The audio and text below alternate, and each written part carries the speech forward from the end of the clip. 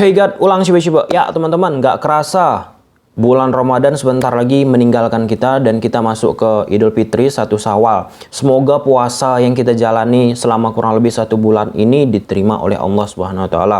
Dan yang paling penting teman-teman, kalau kita bicara tentang Ramadan ataupun Idul Fitri, ya salah satunya mudik nih. Nah, mungkin teman-teman yang menonton video ini mau mudik, yang paling penting nih utamakan keselamatan. Jangan pula mau mudik malah sesuatu-sesuatu yang nggak enak terjadi. Kalau misalnya ngantuk, ya istirahat ataupun menonton video ini. Oke, kita bahas nih pertandingan Paris Saint-Germain menghadapi Strasbourg. Kenapa ini kita bahas? Ini penting banget bagi dunia sepak bola. Pertama, kita bahas Pochettino. Sebelum kita bahas pertandingan ini ya teman-teman ya. Pochettino di 3 pertandingan terakhir teman-teman menggunakan 3-back, sistem 3-back. Perubahan taktikal ia gunakan. Ketika menghadapi Angers, pola 3-5-2 di pertandingan tersebut masih banyak PR dan terkhusus di lini tengah banyak sekali lubang. Malah tetap PSG bermain memanfaatkan lebar lapangan secara overall. Lini tengah nggak begitu baik.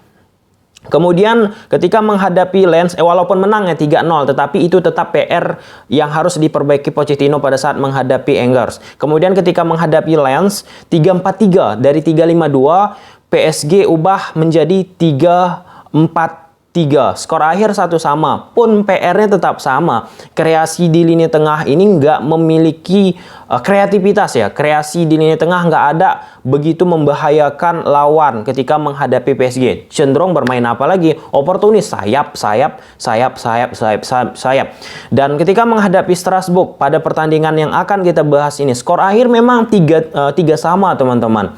Ingat, Strasbourg ini berada di peringkat kelima pada saat aku membuat video ini. Yang konyolnya teman-teman, terulang lagi kejadian-kejadian di satu pertandingan ke pertandingan yang lain. Apa itu? Buruknya lini belakang dari PSG dari sisi man to man marking. Kalau kita bicara tentang man to man, apa? Ya, tentunya 1 lawan 1 yang dimainkan oleh lini belakang dari PSG yang dijaga khususnya oleh 2 pemain ya, Kimpembe dan Marquinhos, itu buruk banget. Buruk ini bukan mencerca, tapi kenyataannya seperti itu. Sergio Ramos ya membuat kepercayaan diri timbul lah ya di lini belakang dari PSG itu teman-teman. Oke, di samping itu banyak sekali keegoisitasan yang diciptakan oleh Mbappe. Nah, kita bahas dulu di pertandingan ini teman-teman. Di atas kertas, Strasbourg menggunakan pola 5-3-2. Kemudian kita sampaikan di awal video tadi, Pochettino merubah polanya di akhir-akhir musim menjadi 3-4-3. Sebenarnya di awal-awal kompetisi ketika PSG mulai naik turun, banyak sekali nih pengamat sepak bola dari Prancis ataupun supporter-supporter dari Prancis, fans PSG khususnya teman-teman, meminta Pochettino untuk merubah polanya. Kenapa? Karena 4-3-3 yang digunakan oleh Pochettino teman-teman, ya muara serangan mereka dari sayap kanan ataupun kiri ataupun Mbappe. Messi jarang dilibatkan. Ya walaupun Messi tetap dilibatkan secara makna teman-teman, yang dilibatkan itu dari kontribusi gol. Hampir Mbappe jaraknya dengan Messi, Neymar ke bawah lah, pemain-pemain PSG itu jauh banget. Kalau nggak salah pada saat aku membuat video ini 20-an gol ya diciptakan oleh Mbappe. 20-25an gol kalau nggak salah. Nanti kalau salah ralat. Oke, di awal pertandingan ini Strasbourg sebagai tim tuan rumah mengambil inisiatif untuk melakukan pressing atas. Nah, better memang teman-teman, lebih baik PSG ketika bermain menggunakan 3-back ketimbang ketika menggunakan 2-back ketimbang menggunakan 2-back. Dalam arti ketika menggunakan 3-back, PSG mampu keluar dari pressing atas. Lebih baik lah ya keluar dari pressing atas ketimbang menggunakan pola 2-back. Itu faktanya teman-teman di pertandingan kali ini. Nah, itu pressing dari Strasbourg. Kalau kita bicara tentang pressing yang dilakukan oleh PSG ini, ini memilukan sih menurut aku ya teman-teman. Pertama, hanya mengandalkan 1 pemain ketika melakukan pressing, Neymar ataupun Mbappe. Kalau Messi udah mengerti kita. Messi sangat jarang melakukan pressing. Itu juga dia tunjukkan di Barcelona ataupun Argentina. Nah, secara teori pelatih teman-teman, taktikal, kalau pressing hanya dilakukan satu pemain akan sulit. Nah, itu pun pemain-pemain PSG ketika ingin melakukan pressing secara beriringan dua orang teman-teman ingin melakukan pressing, itu pun nggak kolektif. Satu agresif, satu lagi pasif, nggak terlalu agresif untuk melakukan pressing. Sehingga apa?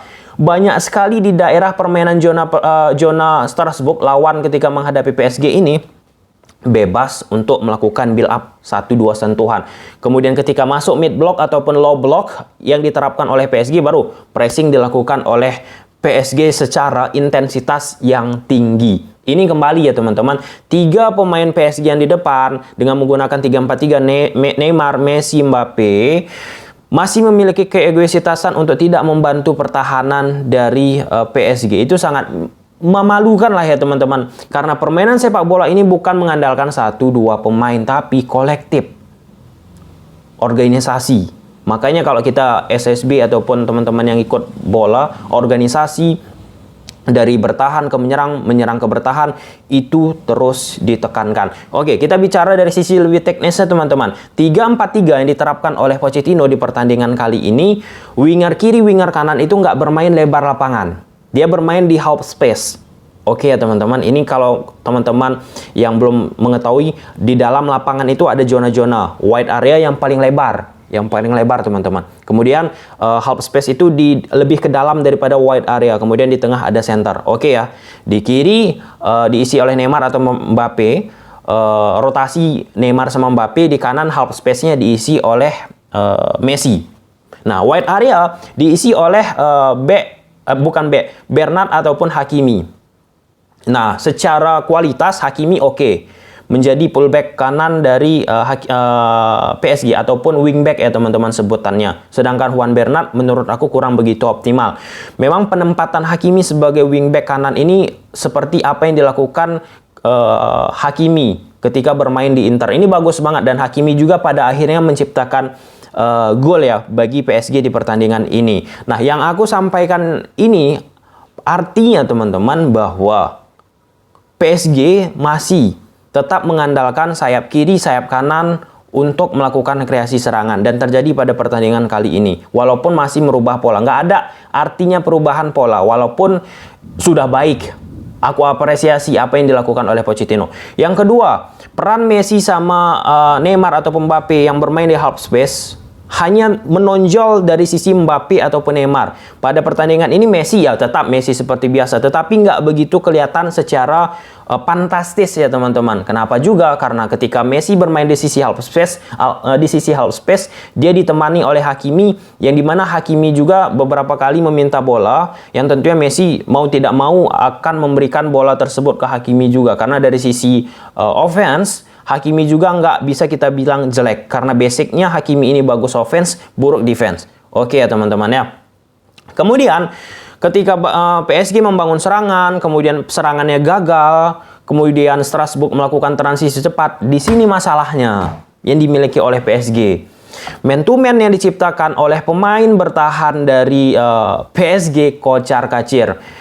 1 lawan 1 nggak kuat, kemudian lari ataupun kecepatan dari lini belakang PSG itu sendiri nggak mampu menghentikan kecepatan dari pemain-pemain Strasbourg. Terbukti gol pertama dari kecepatan, bola diletak ke belakang garis pertahanan PSG, nggak bisa mereka hentikan lini pertahanannya. Dan beberapa kali juga terus dieksplor oleh pemain-pemain Strasbourg, melakukan serangan, meletakkan bola ke belakang garis pertahanan dari PSG. Untungnya Strasbourg nggak mampu manfaatkan hal tersebut.